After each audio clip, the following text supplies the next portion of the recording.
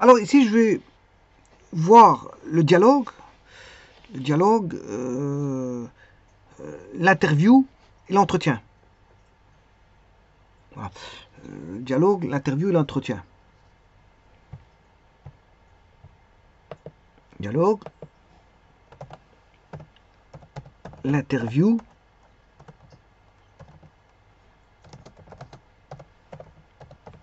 et l'entretien.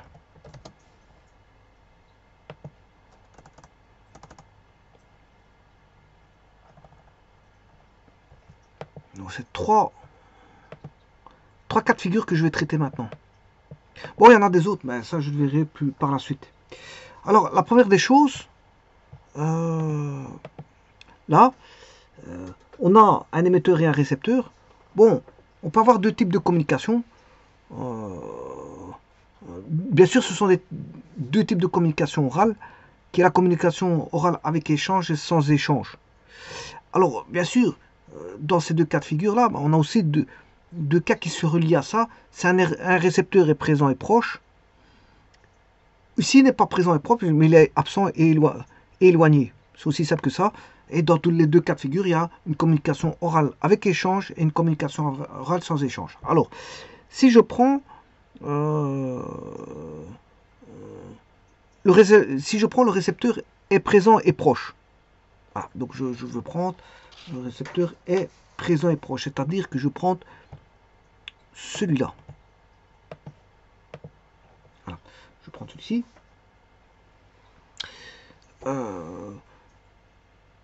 Il y a deux cas distingués là-dessus. Donc, comme je vous ai dit, communication orale avec échange et communication orale avec sans échange, que ce soit pour l'un ou l'autre, pour récepteur présent proche ou récepteur absent éloigné, il y aura toujours une communication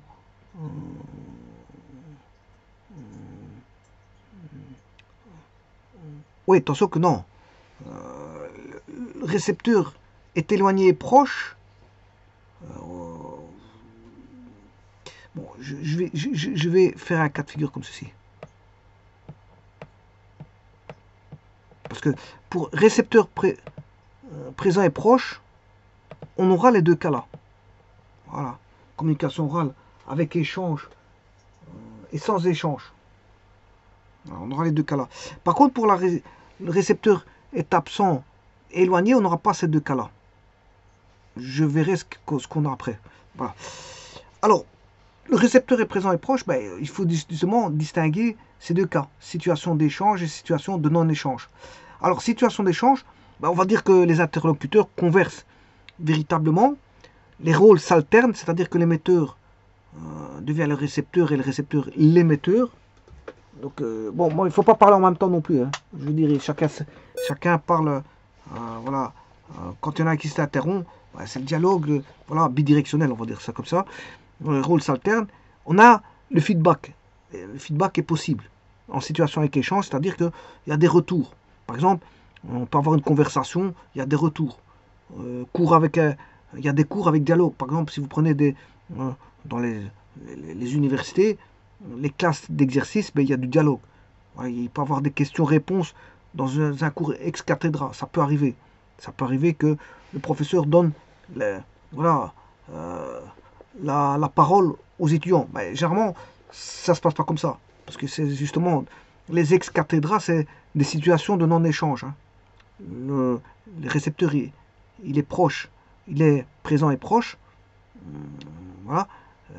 Mais les cours ex-cathédra, le prof il donne cours et puis il part. Hein. Et il ne demande pas l'avis des étudiants s'ils ont compris ou s'ils n'ont pas compris. Par contre, il y a certains professeurs bon, qui à la fin du cours, demande peut-être s'il y a l'une ou l'autre question.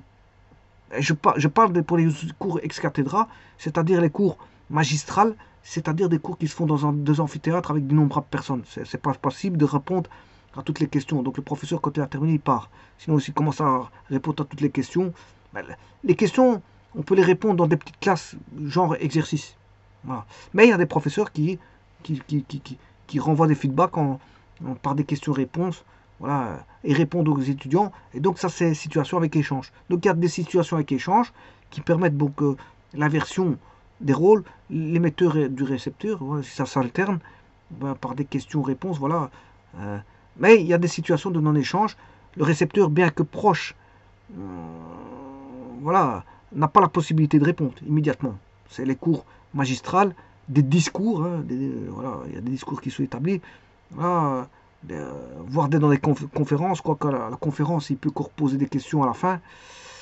Voilà, il y a des situations non-échange qui peuvent devenir des situations avec échange à la fin. Donc, en situation de non-échange, la communication nécessite souvent l'utilisation de haut-parleurs, de microphones, c'est normal parce qu'il y a beaucoup de gens. Et en plus de ça, c'est dans des grands amphithéâtres, c'est grand, les gens sont éloignés, il faut parler avec des systèmes, voilà, micro-haut-parleurs. Alors maintenant, toujours pour maintenant je vais voir pour le récepteur est absent, éloigné. Là, on va dire que l'échange, c'est exceptionnel. Quand le récepteur est absent, éloigné, l'échange, c'est exceptionnel. Ouais, sauf, on va dire, il y a 4 figures. Par exemple, c'est la communication par GSM ou par téléphone, où le contact est immédiat. Le contact est immédiat. Et dans la plupart des cas, le contact doit s'effectuer par l'intermédiaire d'un canal de communication différent. Par exemple, des questions posées à des auditeurs de radio, ils répondent par lettre ou par téléphone. Le feedback a bien lieu, mais il est différent. C'est différent. Voilà, c'est différent. Voilà. Maintenant, le récepteur est absent, éloigné. Le non-échange est la règle générale. On distingue le message strictement oral et le message mixte. Alors, le message strictement oral, c'est le message dans lequel les informations ne sont transmises que par la voix, par exemple la radio, et il y a le message mixte qui est à la fois oral et visuel, par exemple, comment on appelle ça, le cinéma ou la télévision. Et dans ce cas-là, ça permet d'alléger, il permet à l'émetteur, on va dire, d'alléger son discours. Alors maintenant, si je reviens ici au dialogue, il y a l'interview, et puis, bon, il y en aura d'autres que je verrai par après. Au niveau du dialogue, d'abord, c'est quoi le but d'un dialogue? On dialogue, on va dire, pour s'informer ou s'enrichir voilà, d'informations. Donc on dira que le dialogue doit enrichir ses participants. On dialogue pour enrichir ses participants. En général, hein, voilà. Alors, le dialogue, il nécessite quoi? Il nécessite la reconnaissance que l'interlocuteur est un être, on va dire, autonome, avec des pensées, des conceptions, des réactions personnelles, etc. etc. Voilà. En plus de ça, le dialogue nécessite le sentiment que l'interlocuteur tente de communiquer, d'où il s'agit d'entrer en sympathie avec l'interlocuteur, mais 2 conditions doivent être remplies. Si l'on conduit trop loin la sympathie, on abdique sa propre personnalité. Et on accepte tout, d'où pas d'échange. Si on accentue l'étrangeté de l'interlocuteur, on se ferme à ses idées. Voilà, donc le dialogue, je veux dire, rentre dans ces 2 conditions-là. Enfin, disons que il faut les 2 conditions qui doivent être remplies. Là. Donc, pas aller trop loin en sympathie et pas trop accentuer l'étrangeté. Il faut avoir une limite normale. Voilà. Ça, c'est pour le dialogue. Maintenant, je vais parler de l'interview. Et de l'entretien. L'interview, ben, lui, on va dire sa caractéristique, où il se caractérise par la spécificité du message de chacun des interlocuteurs. Le premier pose des questions, le second apporte des réponses. Voilà. Donc il y a un intervieweur et un interviewé. Voilà. Il y en a qui posent des questions. Ben, on rencontre ça par exemple, des interviews en radio, des interviews d'embauche, des interviews, voilà. On a un questionneur, voilà, une personne qui va jouer le rôle de questionneur.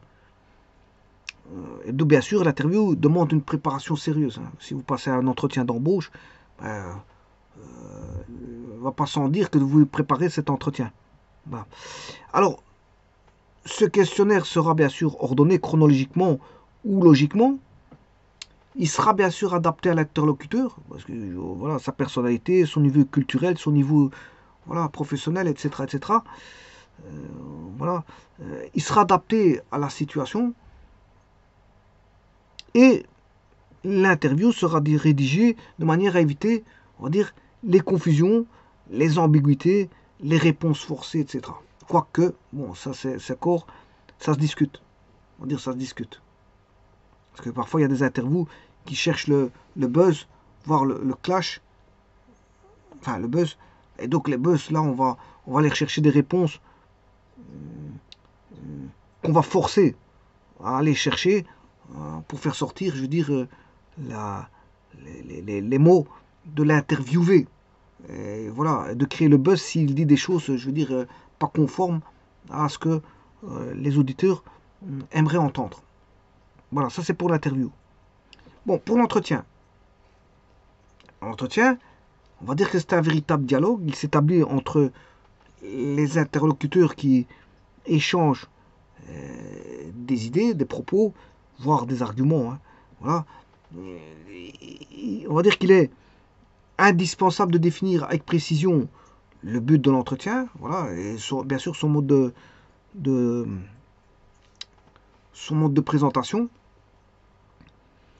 Alors comme je l'avais vu auparavant, il faut présenter clairement donc l'entretien à l'interlocuteur, faire la part des mensonges, des jugements sur les apparences, du pouvoir de suggestion de l'observateur sur le sujet, etc. Bon, alors on demande bien sûr d'être l'entretien doit être voilà suggestif et on va dire le problème c'est qu'il y a plusieurs formes d'entretien. Il y a l'entretien d'enquête ou de recherche. Là, il s'accompagne d'office d'un questionnaire. Il y a l'entretien libre, qui est une conversation à bâton rompu, où on va dire que l'observateur recueille des renseignements biographiques et psychologiques sur le sujet. Exemple, entretien d'embauche. C'est vrai qu'ici, c'est vrai que tout à l'heure j'avais parlé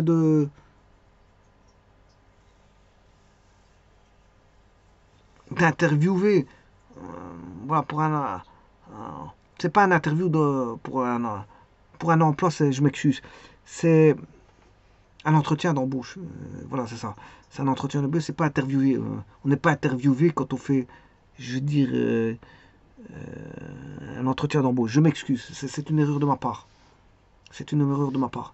L'interview, c'est pas, on dit pas une interview d'embauche, hein. On dit un entretien d'embauche. Donc, c'est vrai que je me suis trompé tout à l'heure. Je m'excuse. Je n'aurais dû pas mettre, voilà, l'entretien d'embauche dans l'interview puisqu'il s'agit d'une interview et non d'un entretien.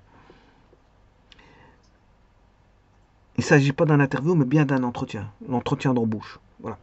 Alors il y a aussi l'entretien directif qui est rigoureusement structuré par l'observateur suivant un plan bien défini, bien précis.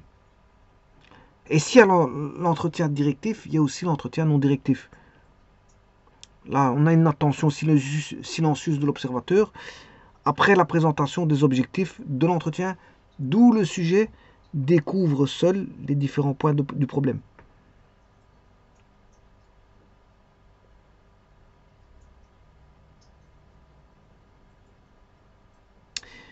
Voilà, et ceci termine donc le dialogue, l'interview Et l'entretien, donc les entretiens, il y en a plusieurs. Bon, comme je dis, il y a l'entretien d'enquête, l'entretien libre, l'entretien directif et l'entretien non directif. Non directif. Et je passerai par après, voilà, aux réunions d'échange. Je vous remercie.